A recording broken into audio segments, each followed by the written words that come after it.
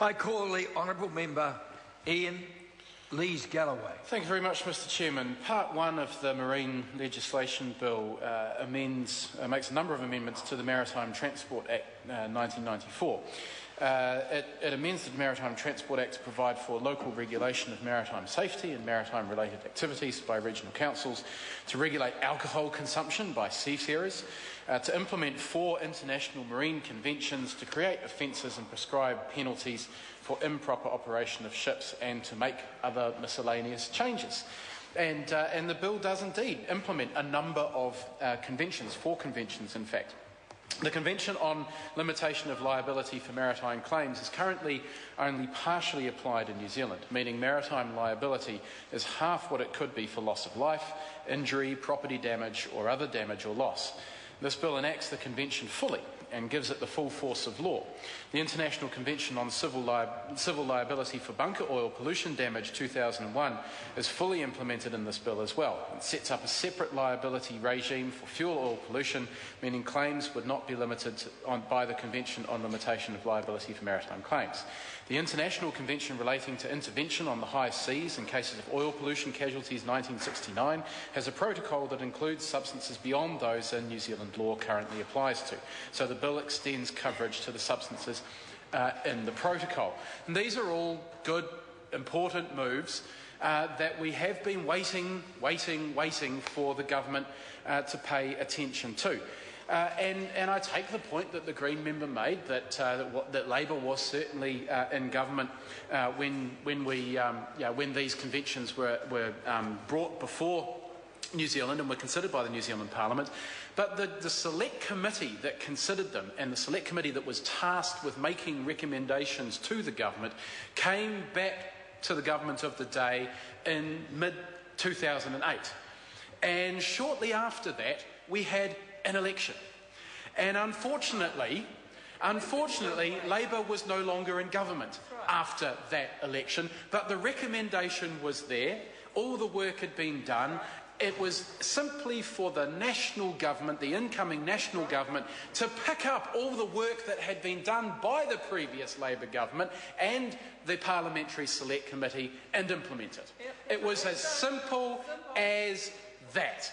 That's all they needed to do. Jerry Brownlee, leader of the House, simply had to say, this is a priority for our government and we will push this legislation through, and it could have been done. It would have been done a long time before 2:20 a.m, Wednesday the 5th of October 2011, when the Rena ran aground on the Astrolabe Reef, carrying 1,368 containers, 8 of which contained hazardous material, as well as 1,700 tonnes of heavy fuel and 200 tonnes of marine diesel fuel. That was the moment when suddenly this bill became of interest to the national government. They could have seen to it before then. They could have saved this country millions of dollars that could have been spent on far more important things. It could have been spent on schools, it could have been spent on feeding kids, it could have been spent on healthcare, could have been spent on all number of things, maybe a few projects to get New Zealanders into work. That might have been a good use of those millions of dollars, but no, it was spent cleaning up a mess that was really of the government's own making. I'm not saying they drove the Rena onto the Astrolabe Reef, but they were negligent in their... Sorry? It did have a bit to do with their deregulation of coastal shipping, as Darian Fenton points out, but what specifically it has to do with the fact that they did not make adopting those conventions a priority when all the work had been done.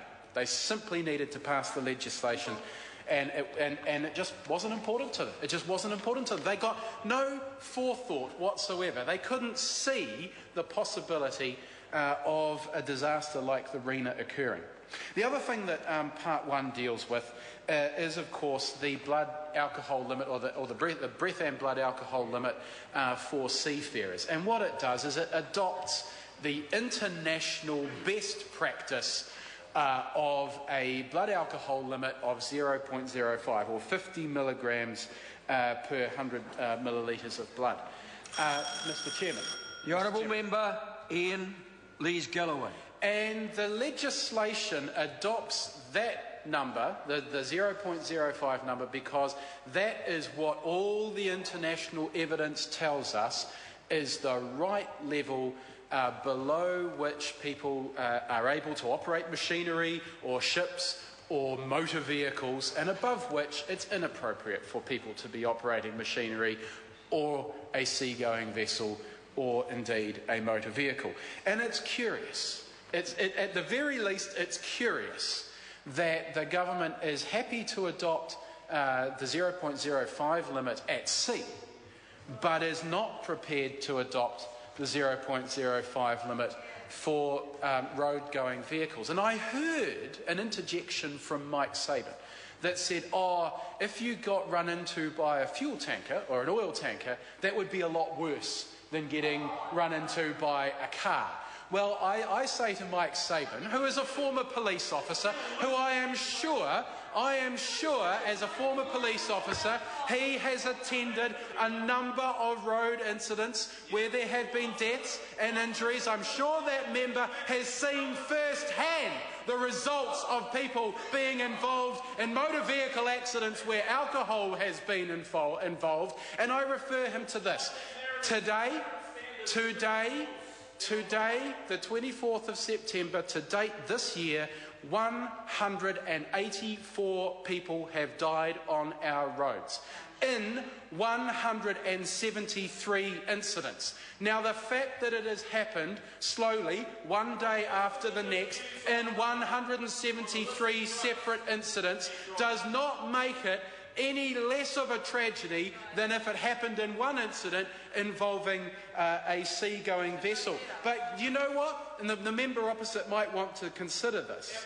The member opposite, no, it is not apples and oranges, Mike Sabin. That is exactly the point. Because actually, do members want to know what the officials think? What do members? No, Mike Sabin just wants to be quiet for a second and listen to the official advice about this.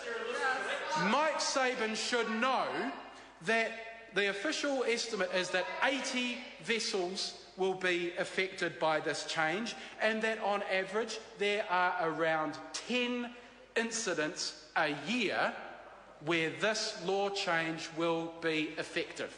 10 incidents a year where at sea, seafarers have been found to be over the limit and an incident has resulted. I compare that to the 173 incidents on our roads so far this year.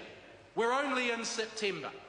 So the member might want to think about that, someone who has seen firsthand what happens when someone gets drunk and gets behind the wheel of a car, and think about why his party, the party he is a member of, refuses to do what not only the evidence tells us is the right thing to do, but also what the public is telling us is the right thing to do, and reduce the alcohol limit. Now, Mike Sabin raises an interesting point. This is the red herring. He says how many people between 0.05 and 0.08. But Mike Sabin knows, because I bet he's read the literature on this, that reducing the blood alcohol limit actually reduces the number of incidents of people heavily intoxicated getting behind the wheel. That is a fact. That is a scientifically proven, evidence-based fact. Mike Sabin knows it. And yet he continues to pursue the red herring of saying, how many people between 0.05 and 0.08? Reducing the blood alcohol limit for driving will reduce the number of seriously intoxicated people getting behind the wheel. So he wants to know what I think about drugs and driving. You should not use drugs and get behind the wheel of a car. And if you do, the penalties should be heavy, and the law should come if someone does get behind the wheel of a car under the influence of any substance, the penalties should be severe for that person. Mr. Sabin knows that, and he is being disingenuous. This legislation is not only late, It's not only behind, way behind schedule. It has not only wasted this country millions of dollars, but it shows up this government's hypocrisy. I call the honourable member Chris Ockenvold. Thank you very much, Mr. Chairman. You're welcome. Because